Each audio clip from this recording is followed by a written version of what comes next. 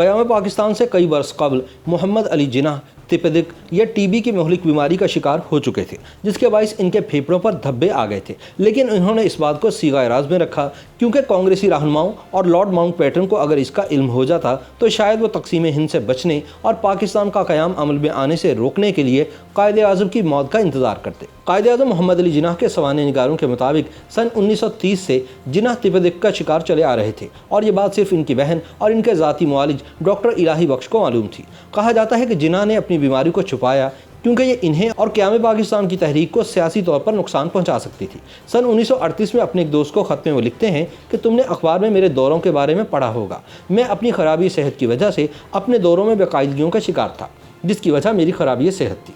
मोहतरमा फातिमा जिन्नाह अपनी किताब माय ब्रदर में लिखती हैं कि जिन्नाह अपनी कामयाबियों के दौर में भी सख्त बीमार थे। वो जुनून की हद तक पाकिस्तान को सहारा देने के लिए दिन रात काम करते थे, और जाहिर सी बात है कि इन्होंने अपनी सेहत को मुकम्मल तौर पर नज़रअंदाज कर दिया था। जिन्नाह अपने मेज़ पर अपने पसंदीदा सिगरेट और क्यूबा का सिगार हमेशा रखते थे, और अपनी ज़िंदगी के आखिरी बरसों में इन्होंने सिगरेट नोशी बहुत ज़्यादा कर दी थी। गवर्नमेंट हाउस कराची के प्राइवेट हिस्से में वो आराम के लंबे वक्फे लेने लगे थे, और फातिमा जिन्नाह और ज़ाती अमले को ही इनके करीब रहने की इजाज़त थी। जून सन 1948 में वो और फातिमा जिन्नाह बेहतर आबो हवा के लिए कोयटा रवाना हुए, जहाँ की हवा कराची के मुकाबिल सर्द थी। लेकिन वहाँ भी जिन्नाह ने मुकम्मल आराम न किया, बल्कि वापस कराची आने तक मुख्तलिफ सरकारी तकरीबात में शिरकत करते रहे। 6 जुलाई सन 1948 को जिन्नाह वापस कोयटा रवाना हुए और डॉक्टरों के मशवरे पर मजीद बुलंद सयाहती मुकाम ज़ियारत मुंतकिल हो गए। इस दौरान जिन्नाह का तिब्बी मुआयना किया गया, और इनकी सेहत की नज़ाकत को देखते हुए बेहतरीन डॉक्टरों को इनके इलाज के लिए बुलवा लिया गया। इनके मुख्तलिफ टेस्ट हुए, जिन्होंने टीबी की मौजूदगी और फेफड़ों के सरतान का बताया। जब कायदे आज़म के ज़ाती मुआलिज डॉक्टर इलाही बख्श ने कायद को बताया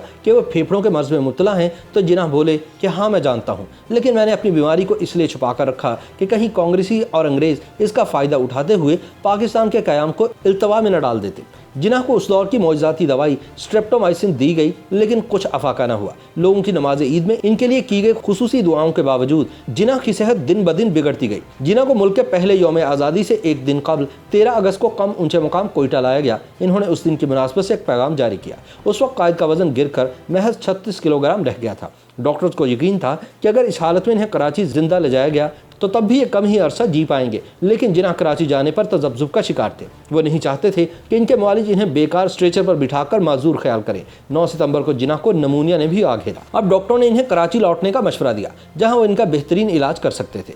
कायदे आज़म मोहम्मद अली जिन्नाह 11 सितंबर को कराची रवाना हुए। इनके ज़ाती मुआलिज डॉक्टर इलाही बख्श का अंदाज़ा है कि जिन्नाह की कराची जाने की रजामंदी इन्हें अपनी ज़िंदगी से मायूस होने की वजह से थी। जब तैयारे ने कराची लैंडिंग की तो फ़ौरन जिन्नाह को एक एम्बुलेंस में लिटा दिया गया, लेकिन बदकिस्मती कि एम्बुलेंस आधे रास्ते में ख़राब हो गई। जिन्नाह और इनके रफ़ाका 2 घंटे सड़क पर मुतबादिल एम्बुलेंस का इंतजार करते रहे। इन्हें कार में बिठाया नहीं जा सकता था, क्योंकि सीधे बैठने के काबिल न थे।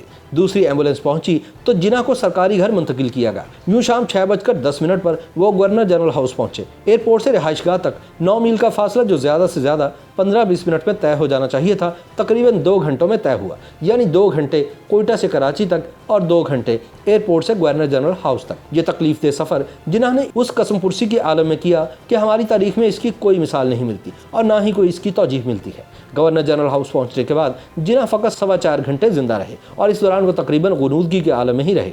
डॉक्टरों ने इन्हें ताकत का एक इंजेक्शन लगाया, और डॉक्टर इलाही बख्श के बकौल जब इन्होंने होश में आने पर जिन्नाह से कहा कि ये जल्द ही ठीक हो जाएंगे, तो कायदे आज़म मोहम्मद अली जिन्नाह ने आहिस्तगी से कहा, नहीं, मैं अब मज़ीद ज़िंदा नहीं रहूँगा। डॉक्टर इलाही बख्श के मुताबिक यह कायदे आज़म मोहम्मद अली जिन्नाह के आखिरी अल्फाज थे।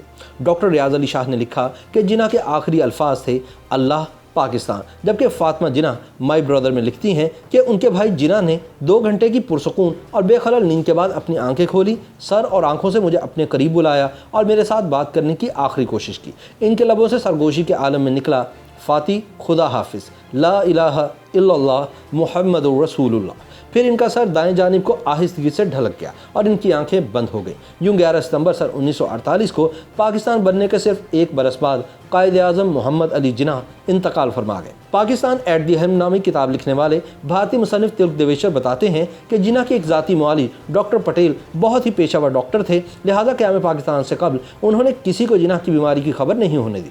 बरसगीर की जद्दोजहद आज़ादी के मौजू पर लिखी गई फ्रीडम एट मिडनाइट के मुसन्निफीन लैरी कॉलिन्स और डोमिनिक लैपियर लिखते हैं कि अगर अप्रैल सन 1947 में माउंटबेटन, जवाहर लाल नेहरू या महात्मा गांधी में से किसी एक को भी जिना के इस गैर मामूली राज का इल्म हो जाता जो बम्बई के एक मशहूर तबीब डॉक्टर JAL पटेल के दफातर की तिजोरी में इंतहाई हिफाजत से रखा हुआ था, तो शायद हिंदुस्तान कभी तकसीम न होता और आज एशिया की तारीख का धारा किसी और रुख पर बह रहा होता। ये वो राज था जिससे बरतानवी सीक्रेट सर्विस भी आशना न थी। ये राज जिना के फेफड़ों की एक एक्सरे फिल्म थी जिसमें बानी पाकिस्तान के फेफड़ों पर टेबल टेनिस की गेंद के बराबर दो बड़े बड़े धब्बे साफ नजर आ रहे थे। हर धब्बे के गिर्द एक हाला सा था जिससे ये बिल्कुल वाज़ेह हो जाता था कि टीबी का मर्ज जिना के फेफड़ों पर किस कदर जारहाना अंदाज में हमलावर हो चुका है।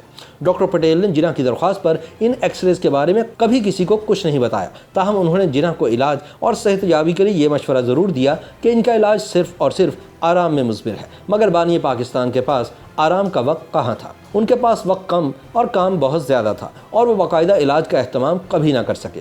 वो इतनी आहनी हिम्मत के मालिक थे कि इन्होंने अपने मर्ज़ के बारे में अपनी अजीज़ तरीन बहन को भी आगाह नहीं किया। हत्ता कि इन्होंने डॉक्टर इलाही बख्श को भी अपने इस राज से उस वक्त आगाह किया जब वो खुद यही तशखीस कर चुके थे। माउंटबेटन ने खासे तवील अरसे बाद लैरी कॉलिंस और डोमिनिक लैपियर को एक इंटरव्यू में बताया कि सारी ताकत जिना के हाथ में थी। अगर किसी ने मुझे बताया होता कि वो बहुत कम अरसे में ही फौत हो जाएंगे तो मैं हिंदुस्तान को कभी तकसीम न होने देता। ये वाहिद सूरत थी कि हिंदुस्तान मुत्तहदा सूरत में बरकरार रहता।